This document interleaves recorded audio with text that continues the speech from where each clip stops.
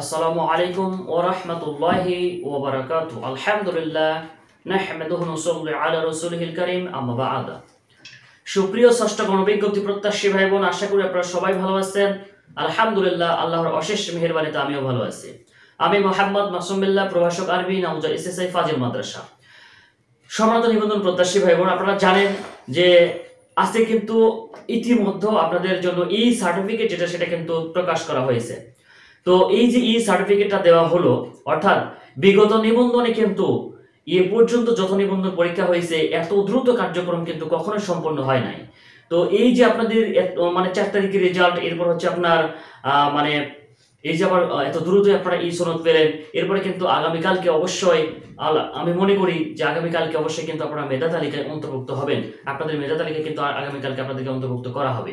তো আপনারা যদি আগামীকালকে মেধা তালিকায় অন্তর্ভুক্ত হয়ে যান, 22 তারিখে আবেদন করতে পারবেন। তো এই যে আপনাদের কার্যক্রম যে এত গতি, আসলে 18তম নিবন্ধনের কার্যক্রম যে এত দ্রুত সম্পন্ন হবে, আপনারা সেটা পরিকল্পনাও করতে পারবেন না।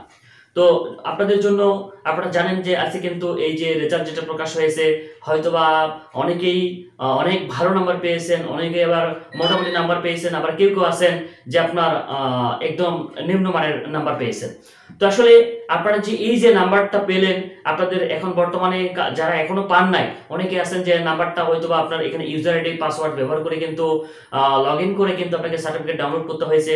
তো এই ক্ষেত্রে কিন্তু অনেকে পাসওয়ার্ড নাই বা লগ ইন করতে পারেন নাই, ইউজার আইডি নাই, তারা কিন্তু এনটিআরসি যে সাইট থেকে আপনারা অ্যাডমিট কার্ড ডাউনলোড করেছিলেন সেখানে কিন্তু পাসওয়ার্ড এবং ইউজার আইডি দুটোই রিকভার করতে পারবেন, রিকভার করে ডাউনলোড করে নেবেন।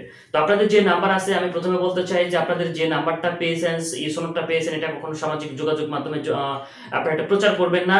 এখানে কিছু রেজিস্ট্রেশন নাম্বার আছে, গোপনীয় কিছু বিষয় আছে। যদি আপনারা এটা প্রচার করে দেন তাহলে কিন্তু এই নাম্বারটা দিয়ে অন্য কেউ কিন্তু আপনারা আবেদন করে দিতে পারবে। তো এই জন্য আপনারা এটা কখনোই করবেন না। তো সম্মানিত নিবন্ধন প্রত্যাশী ভাই বোন, আমি মনে করি যে এখানে যে আপনারা সনদ পেয়েছেন, আলহামদুলিল্লাহ, অনেকে ভালো নাম্বার পেয়েছেন। আগামীকালকে কিন্তু আপনার মেধা তালিকা অন্তর্ভুক্ত করা হবে ইনশাল্লাহ। আর আগামীকালকে মেধা তালিকা অন্তর্ভুক্ত হলেই কিন্তু আপনারা 22 তারিখ থেকে কিন্তু আবেদন করতে পারবেন। তো এখন আমাকে অনেকে জিজ্ঞাসা করেছেন যে এই যে নাম্বারটা পেয়েছেন, এই নাম্বারের উপরেই কিন্তু আপনার নির্ভর করবে আপনার কেমন প্রতিষ্ঠান আপনি চয়েস দিবেন, আপনি কেমন প্রতিষ্ঠান পাবেন, আপনি কোন প্রতিষ্ঠানে জব করবেন, এটা কিন্তু সম্পূর্ণ নির্ভর করবে এই নাম্বারের উপর। তো যারা আমি মনে করি যে এখানে যে নাম্বারগুলো আপনারা পেয়েছেন সেটা যে কোনো বিষয় হোক, অর্থাৎ এখানে বিষয় হচ্ছে দুইটা বিষয় ধরা যায়। যে একটা হচ্ছে যে আপনার যেই বিষয়গুলোতে শূন্যপদ আর হচ্ছে প্রার্থী সেম আছে, অর্থাৎ সেম আছে, ভাইবা পাস করছে সেম, এইগুলোতে কিন্তু মোটামুটি চাকরি সবার হয়ে যাবে। আবার কিছু কিছু বিষয় আছে যেগুলোতে কিন্তু শূন্য পদের চাইতে প্রার্থী কিন্তু অনেক বেশি এবং শূন্য পদ কম আছে। এখানে কিন্তু আবার আপনার চয়েস লিস্টটা অন্যভাবে সাজাইতে হবে। আবার আরেকটা বিষয় আছে যে যেখানে আপনার শূন্য পদ আছে অনেক বেশি কিন্তু প্রার্থীর সংখ্যা কম, অর্থাৎ ভাইবা পাস করছে যারা সেটা কিন্তু কম। আপনারা জানেন যে এবার কিন্তু ষষ্ঠ গণবিজ্ঞপ্তিতে শুধুমাত্র 17তম এবং 18তম গণ কিন্তু আবেদন করতে পারবেন। 17তম গণের মধ্যে কিন্তু অলরেডি প্রায় সকলের চাকরি হয়ে গেছে, ওখান থেকে খুব কম সংখ্যকই আসবে এখানে। তো আপনাদের জন্য যারা এই যে যাদের বিষয়গুলোতে কম সংখ্যক নাম্বার আছে, মানে প্রার্থী কম শূন্যপদ হচ্ছে বেশি আছে, আবার দেখা গেল প্রার্থী বেশি শূন্যপদ কম আছে, আবার প্রার্থী এবং শূন্যপদ সমান সমান, এই বিষয়গুলোর ক্ষেত্রে কিন্তু পরামর্শ আলাদা আলাদা। তো আসলে যেই বিষয়গুলোতে আপনার মোটামুটি এখানে যারা সনদদারি রয়েছেন, এই সনদদারি যারা রয়েছেন তাদের কিন্তু আমি মনে করি যে এখানে প্রায় ধরুন 3টা ক্যাটাগরিতে এখানে আপনাদেরকে ফেলানো যায়। যেটা ধরা যায় যে 70+ মার্ক যাদের রয়েছে, 70+ মার্ক যাদের রয়েছে তারা হচ্ছে একটা ক্যাটাগরির মধ্যে থাকতে পারে। আর যারা মনে করেন 58-60 মার্ক প্লাস নাম্বার পেয়েছে তাদের একটা ক্যাটাগরি থাকবে, এবং যারা 58 বা 55 বা তার নিচে বা এরকম যারা নাম্বার রয়েছেন, 60-এর নিচে যারা রয়েছেন তারা ধরেন একটা তৃতীয় ক্যাটাগরির মধ্যে রয়েছে। তো এখন মূল কথা হলো যারা 80 নাম্বার মানে 70+ নাম্বার পেয়েছেন, 75, 78, 80 এরকম যারা নাম্বার পেয়েছেন তারা কি করবেন, তাদের প্রথম চয়েসের যে প্রতিষ্ঠানগুলো এগুলো আপনারা চয়েস দিবেন। ধরুন আপনি যদি মনে করেন আমি বাড়িতে থাকবো, তাহলে আপনি বাড়ির কাছাকাছি প্রতিষ্ঠান দিবেন, আর কাম্য সংখ্যক শিক্ষার্থী সংখ্যক প্রতিষ্ঠান দিতে পারেন। অথবা আপনি যদি মনে করেন না আমি গ্রামে রিল্যাক্স না, আমি থাকবো না এখানে, আমি শহরে থাকবো, তাহলে অবশ্যই আপনি কিন্তু শহরে দিলে কিন্তু আপনার শহরের চয়েসে কিন্তু আপনার চাকরি হয়ে যাবে। অনেকে আছে বিভাগীয় শহর হতে পারে, আপনার জেলা শহর, থানা শহর, আপনি অথবা হচ্ছে যে আপনি রাজধানী শহরেও দিতে পারেন, যাদের নাম্বার হাই আছে, ঠিক আছে, তাদের কিন্তু ভালো প্রতিষ্ঠান হবে।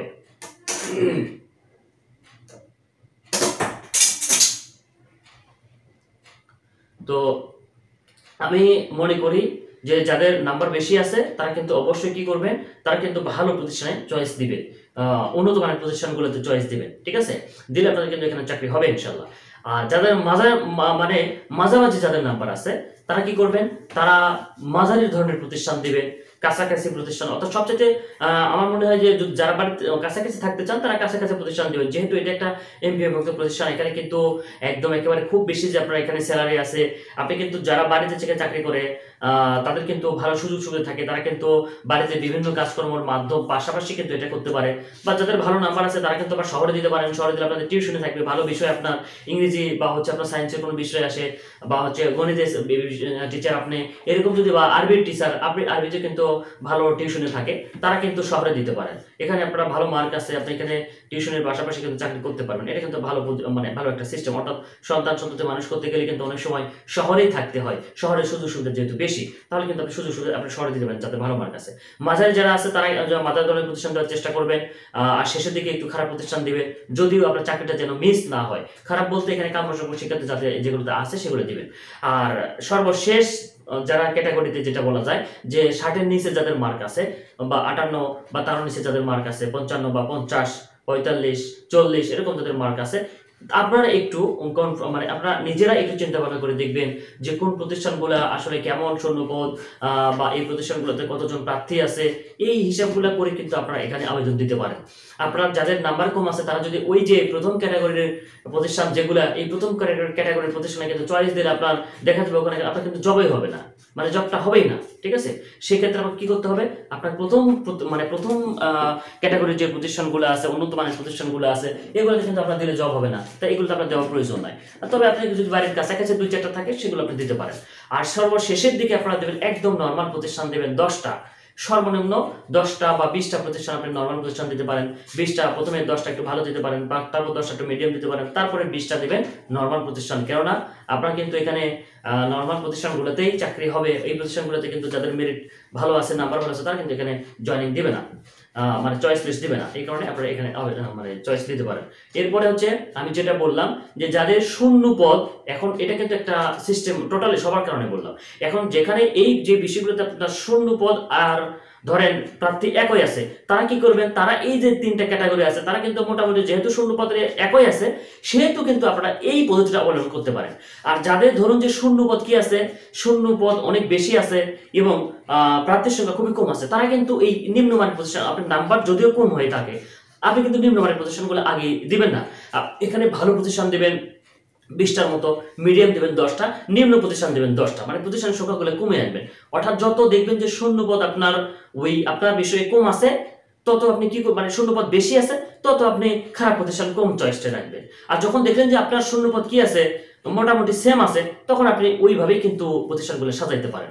আর যারা দেখবেন যে যাদের শূন্যপদ কি আছে, শূন্যপদ যাদের আছে হচ্ছে বেশি, মানে শূন্যপদ নেই, কম আছে কিন্তু প্রার্থীর সংখ্যা অনেক বেশি আছে, ডাবল আছে বা তার বা প্রায় কাছাকাছি আছে, এরকম বেশি আছে, তখন তারা কি করবেন, তারা কিন্তু আপনারা করবেন কি, আপনারা কিন্তু যারা নাম্বার কম পেয়েছেন তারা ভালো প্রতিষ্ঠান দেওয়ার প্রয়োজন নেই, একটাও ভালো প্রতিষ্ঠান দেবেন না, কারণ এখানে আপনার চাকরি হবে না, শূন্যপদ অনেক যদি কম থেকে থাকে। তো এটা অনেক ক্ষেত্রে হয়ে থাকে যে থানা ওয়ার্ডের ক্ষেত্রে কিন্তু এটা হয়ে থাকে, ঠিক আছে? দেখুন কোনো থানায় বা কোনো জেলায় কিন্তু এরকম হতে পারে। কিছু প্রতিষ্ঠান আপনি ভালো দিতে পারেন, কয়েকটা মিডিয়াম দিলেন, 5টা মিডিয়াম দিলেন, 5টা ভালো দিলেন, আর বাকি ধরেন 30টা আপনি মোটামুটি মানে যেগুলোতে কাম্যসংখ্যক শিক্ষার্থী আছে কিন্তু নর্মাল প্রতিষ্ঠান, যাদের নাম্বার কম আছে এটা করবেন, না হলে কিন্তু আপনার চাকরি এখানে নাও হতে পারে।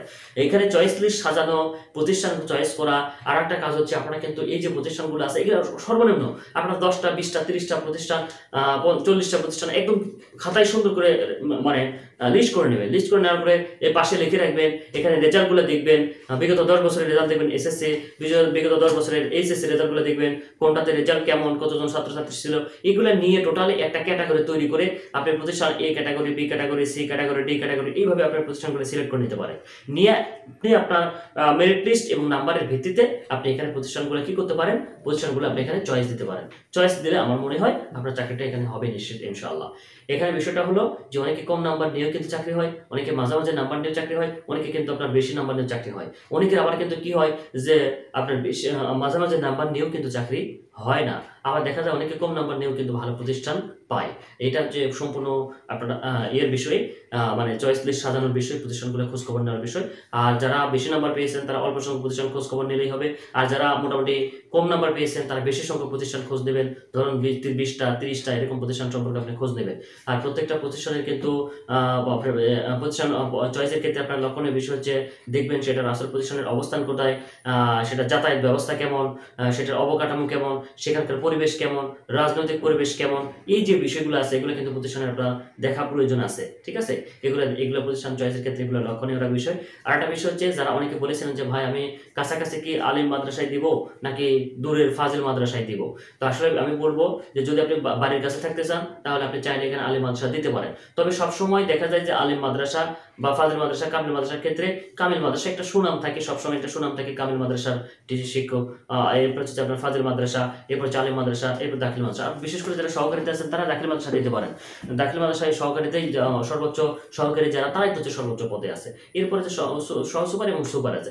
কিন্তু ফাজিল মাদ্রাসায় কিন্তু প্রভাষক আছে, প্রিন্সিপাল, ভাইস প্রিন্সিপাল। কামিল মাদ্রাসার ক্ষেত্রে কিন্তু একই বিষয়। তো এই জন্য আমার মনে হয় যে এখানে কিন্তু একটা লেভেল আছে। ঠিক আছে, তো এই কারণে আমার মনে হয় যে আপনারা এখানে প্রতিষ্ঠান চয়েসের ক্ষেত্রে অবশ্যই বিষয়গুলো মাথায় রাখবেন।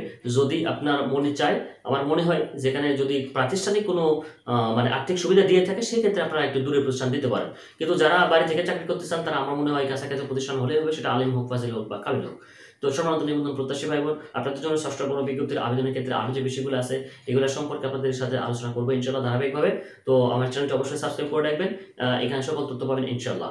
এবং আমার ফেসবুক পেজ থেকে আমি সকল তথ্য সবসময় দিয়ে থাকি। যদি আমার ফেসবুক পেজটি ফলো করতে চান তাহলে এটা আপনি ফেসবুক পেজে গিয়ে লিখতে পারেন যে মোহাম্মদ মাসুম বিল্লাহ, এটা লিখলে কিন্তু আমার ফেসবুক পেজ চলে আসবে, আমার ছবি দেওয়া আছে, তাহলে আপনারা আমার পেজটা ফলো দিয়ে রাখতে পারেন। তো সকলের জন্য শুভকামনা থাকবে। আর যাদের সনদ সংশোধন করতে হবে তারা কিন্তু দ্রুত সনদ সংশোধন করে নেন। যাদের জন্ম তারিখ ভুল আছে বিশেষ করে তারা কিন্তু আগেই সংশোধন আবেদন দিয়ে নেন। ঠিক আছে, তো সবাই ভালো থাকবেন, সকলের জন্য শুভকামনা। আসসালামু আলাইকুম ওয়া রাহমাতুল্লাহি ওয়া বারাকাতুহু।